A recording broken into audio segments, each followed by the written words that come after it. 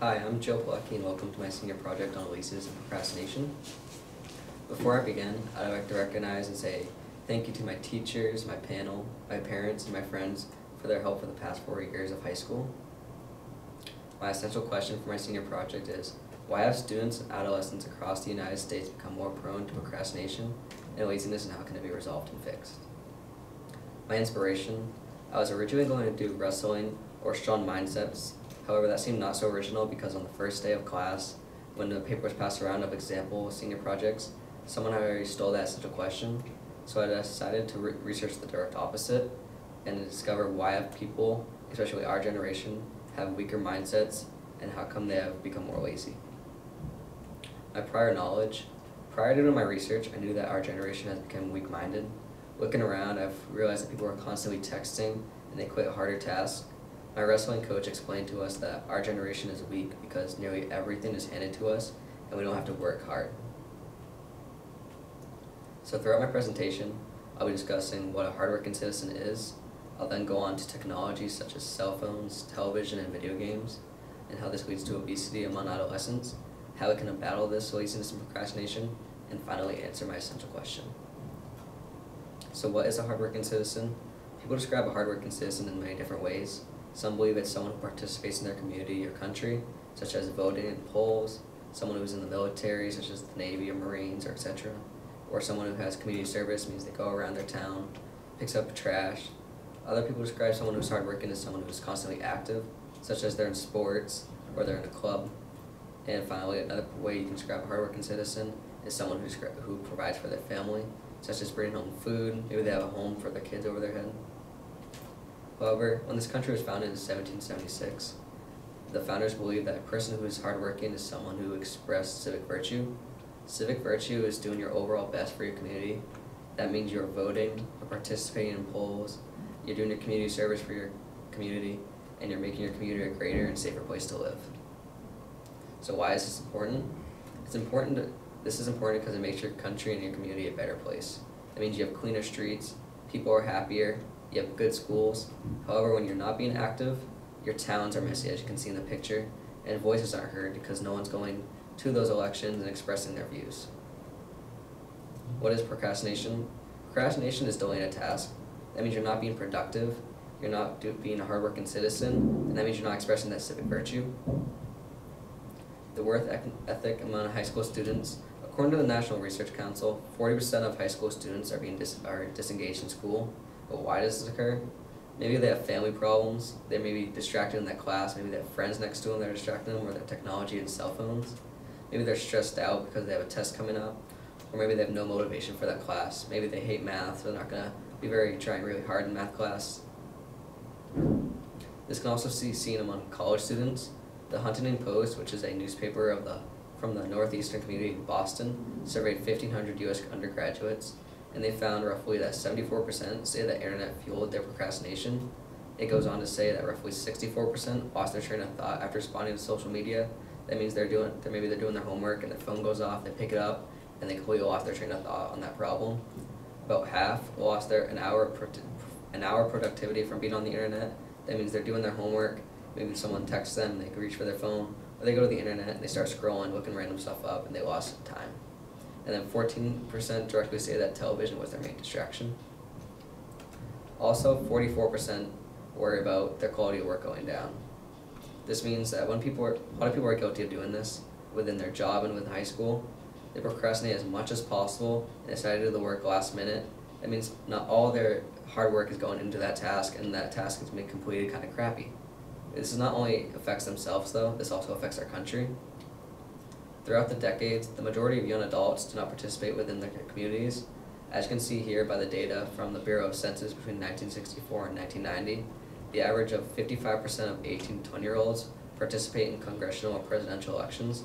As you can see here, as time increases, the number of people coming out supporting those elections goes down. And this for politicians realize, how can I get these votes? They realize that the easiest way to reach young adults is through social media.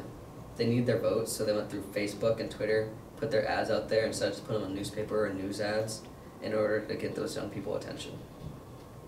A famous person that did this was our current president, Donald Trump.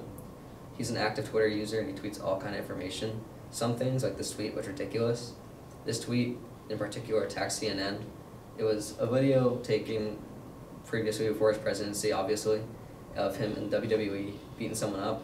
He despises CNN, so he cropped their logo out and put it on it, so it shows him how he's beating up CNN. Once he tweeted this, it immediately took up 360,000 retweets, 600,000 likes, and 140,000 comments. But to understand those numbers, you need to understand how Twitter works. So first, someone can tweet something with 280 characters alongside an image or a video if they choose. And once they share that image or video or their written thing, their immediate followers will see it in their newsfeed. Their followers can either do three things. They can comment, like it, or tweet it. When they comment, they can tag their friends or write a little message below that tweet. They could like it, and their followers can see it in what they liked. Or the worst is retweeting it, which is resharing it. As you can see here is a tweet from President Obama. Right here it says that 15,000 people retweeted it, 62,000 liked it, and about 1.7K people commented on it. So retweeting, like I said, retweeting is the worst because once someone retweets something, everyone that follows that person will see it in their newsfeed and will be notified. And this causes tweets to explode over social media. So personally, I have 146 followers on Twitter, and if I tweet something, those 146 people will see it. If one of those people that see it retweet it and they have 300 followers, then a combined total of 446 people will see my tweet, and this is bad because Trump has 44.8 million followers. To give you an idea how many social media accounts there are, in Twitter, in 2014 they recorded 974 million accounts. Facebook last year recorded a little over 2 billion accounts. Snapchat states that 150 million people use their app at least once every day, and Instagram states that 700 million people will use their thing or use their app at least once a month. Cellular devices. In 2014, the amount of cellular devices finally outnumbered humans. There are 7.22 billion cell phones on the planet and only 7.2 billion people living. Within the United States, 95% of Americans own at least one cell phone, as you can see here in the highlighted version. However, every person ages between 18 and 29 own a cell phone, but not every single person owns a smartphone or cell phone. As you can see, as you go up in age in the United States, as you increase in age, such as this for 65 years, they have a cell phone but not a smartphone. Smartphones and cell phones are completely different. Smartphones are like iPhones, they offer apps, but cell phones are like flip phones. They're a lot easier to use. They're just meant for texting or calling. And the younger the person is, the more likely they have to have a smartphone. This is bad because cell phones and smartphones promote laziness. These smartphones have apps that have constant scrolling, such as Twitter and Facebook. They have newsfeed that never ends. They offer games such as Angry Birds and Flappy Birds, and they use it instead of being social. That means they can sit on their couch all day and have conversations with as many people as they want without moving nothing but their fingers. There's also social justice workers, or warriors. Social justice warrior is someone who expresses their views on society and what they believe is right, such as they have views on climate change or politics. They get in arguments on Twitter and Facebook, but they never truly do anything about it except for complain on those websites. They could do something and express their civic virtue by going to these town meetings and bring up their views on the problem, but they realize that requires too much work. Television. Like I said earlier, 14% of those 1,500 college students directly stated that television was their main distraction. In 2014, the average American spends 5 hours a day glued to their screens, and that adds up quick. If everyone watches 5 hours a day of television, that adds up to 76 days a year non-stop watching of television. However, technology is advancing, and people can watch television on nearly anything. There's different kind of screens out there besides just television that you can watch your favorite show or movie on. You have iPads, you have your iPhone, maybe a laptop or a tablet. This allows us to binge watch, which is constantly watch our favorite shows, and some are maybe Stranger Things is recently popular, and a big one on Netflix is The Office. They also offer the on-demand, which means you can record something, go out with your friends, come back home, and watch that same thing later. Yet, television is not the worst of it. There's video games. In 2012, a famous video game was World of Warcraft, and it was released. It immediately took on 10 million players and racked up over 225 million hours within that first week. 500 million people worldwide, which is 183 million people in the United States, will play a video game for at least an hour a day. I contacted an expert by the name of Timothy A. Pilecki, He's the director of the Center of Initiatives of Education and a faculty member in the Department of Psychology at Carleton University in Ottawa, Canada. He's written many different books and scientific articles, and some of his biggest hits were Solving the Procrastination Puzzle and Don't Delay. So I asked him, why do we procrastinate and waste time? He explained to me that when we face a task that we find aversive, which is boring or frustrating, we'd rather avoid the task and avoid these emotions. By procrastinating, we avoid the task and the negative emotions. So the way I look at it is procrastinating is kind of like a pothole. If you picture yourself driving down the road and you approach a pothole, it's this human instinct to avoid that object in a way because it makes us feel uncomfortable. So similar to approaching a hard task like homework or anything we find boring, we want to avoid it, just like that pothole. There's different ways we can avoid hard work because people will do literally anything to avoid hard work. The Huntington Post surveyed 1,500 U.S. graduates, one of which was Michael Wayne, and he's a freshman in college studying computer science. He stated that social media is definitely the easiest and most convenient form of procrastination, but if it wasn't that, it would be something else. And he explained that he once taught himself how to do a handstand. So instead of going to social media to avoid homework, it wasn't available to him, so he decided to go learn how to do a handstand instead of doing his homework or that hard challenge. And Michael Wayne isn't alone. Technology is definitely one of the easiest ways to avoid hard work, but there's more things we can do besides going to use technology. To avoid homework, personally, I've decided just go eat, maybe just go to sleep, work out, or go out with friends instead of doing that homework. So what happens when you do this? This procrastination adds up. In 2015, a poll found that 42% of high school students use a computer for 3 hours or more a day for non-school related activities, and 27% of those students were active for at least an hour or more. A year later, those exact same students were studied again, and it found that roughly 32% of those children between ages 10 and 17 were overweight or obese. Obesity, each line represents a state here in the data, and within the last 16 years, the average rate of obesity among high school students have been increasing, as you can see here. The bolded line is Maine. In 2015, Maine was the 19th overall most obese state in the nation, with 13% of high school students becoming obese. High school realized this is becoming a problem, so the Maine Department of Education requires students to take 2 semesters worth of physical education. In our high school, that's physical fitness and project adventure. Our high school states that physical education is a required 1 credit course that needs to be successfully completed before graduation. It goes on to say that students will be completing a variety of activities to enhance fitness, motor skills, and personal and social interactions. So the purpose of this physical education, our state requires schools to teach us at least 2 semesters in order to enhance our fitness, improve our motor skills, and improve our personal and social interactions. In other words, it gets students up and moving around and interacting with one another in a beneficial, healthy way. Every high school should have the same goal. Their goal is to prepare the students with the fundamentals of education in order to be more successful in life. That means they want us to leave high school and get money, become healthy, maybe buy a house, raise a family, and be successful. Before the gym classes, they realized they were sending us out without this health, so they put gym classes in order to send us out of high school in a healthy way. Obesity after high school. The Center for Disease Control states that as you increase in age, your chance of obesity is increasing too. As you can see here, children between the ages 2 and 5, roughly 9% are obese. As you become a kid between the ages 6 and 11, roughly 17% are obese. And teens between ages 12 and 19, roughly 21%. And finally, when you're an adult, a little under 40% are obese. Why do you become obese as you get older? The World Health Organization explained that after high school, adults are more likely to become obese because they have less access to sports. There's no more mandatory gym classes. They're less likely to go out to play with friends, or maybe they just don't have that mindset. That mindset means motivation. Some people want to get into shape, maybe they enjoy working out, or they miss that community. I say that community because if you're in athletics, you realize that athletes have a really tight community with each other, and most of your friends are also athletes, so you might miss that after your high school, and you want to go to the gym to find that community again. The effects of obesity. The effects of obesity are quite negative.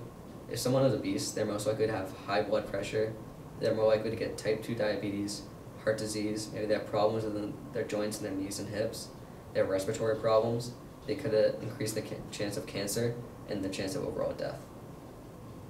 Procrastination and obesity is also a cycle. So first, that person can avoid that hard work with a distraction, such as video games, television, or cell phone. and then they'll become not so productive because they're busy being distracted. They continue to use that technology and sit around, and so they become more obese and unhealthy, and they continue to repeat this process. So my first part of my simple question is, why have students and adolescents across the United States become more prone to procrastination and laziness? It's because of these advancements in technology. These cell phones with social media, televisions, and computer with their video games, they're all distractions and escapes. They're often abused and are used to avoid hard tasks, and they lead to health consequences. But how can this procrastination and laziness be resolved and fixed? There's actually different ways this has been fought. Active gaming by companies such as Nintendo and Microsoft created the Wii and Xbox Kinect. These consoles use motion sensors to track the player's movement, and it allows us to move around, run, balance, work out, and play with our friends in an active environment while still playing video games. Cell phones are also fighting. There's very popular apps such as Pokemon Go that was popular a few years ago. They encourage kids to run around and catch Pokemon with their friends on their cell phones. They can then upgrade their Pokemon and fight their fellow friends to be the best. So how can it be resolved and fixed? People are supporting their children with physical activities. The education system has mandatory gym classes. Video games have active gaming such as the Microsoft with their Kinect and the Nintendo with their Wii, cell phones with Pokemon Go. They all get kids up and moving around to burn fat and avoid obesity and an unhealthy future. However, you also need a mindset. Pilecki, my expert, explained in his book, Solving the Procrastination Puzzle, that the first step is having the right mindset. He stated that once people realize that they're their worst enemy, then they will need a change in order to be more successful. However, what is the right mindset? The right mindset is taking on the challenge of change. That means you need to look at the problem, but do not negatively compare yourself to others who are more successful than you. You need to think constructively and commit to that work. However, that's easier said than done. I created a list here to see how we can dig yourself out. So first you need to recognize you are procrastinating by putting off that task and avoiding work. And then you need to think why. Why is this boring? Is it unpleasant? Is it too time consuming? And then once you discover why, you need to adopt a strategy. So you need to complete that task, maybe get a reward, or you can turn off your technology if it's bugging you. I say parents, because parents, you need to help with that because there's no way a student is going to turn off their technology on their own. So parents, you could take away their cell phone if they're not becoming productive. And then once you have that, you can complete your task. So the schools and parents, if your student or children is fighting procrastination or laziness, you need to encourage them. Do not add stress by encouraging them. So that means do not be yelling or demanding, saying you must get this done. Instead, you need to motivate them. You need to break down the tasks into smaller, more manageable work, and assist them by setting small goals, and possibly even reward them when they complete these small goals. Rewarding is kind of difficult. The school can reward students with candy or small gifts. Within our school, I know for a fact that our French teachers, they give kids who are successful in French class candy, and sometimes that other students in the class that don't receive candy realize they should study in order to receive candy. Parents can also reward their kids with allowing them to use their technology for a short period of time if they took that away. But rewarding yourself is quite difficult. You need to realize that you're making your future in life more successful and enjoyable later on by putting in the hard work now, but it doesn't hurt to give yourself a treat. So to the students who want to fight procrastination within themselves, you need to notice that you're being unproductive, and this unproductivity isn't healthy. You need to motivate yourself, because employers are looking for hard workers. There's colleges that are looking for grades, and you need to find a passion. You need to set the goals and hit them, but it's okay if you fail because you can always bounce back. Therefore, procrastination and laziness will never go away because it's human nature. However, it can be lessened. You can avoid too much technology use and break down a large task and become more successful in life. Here's my works cited. Thank you. Any questions?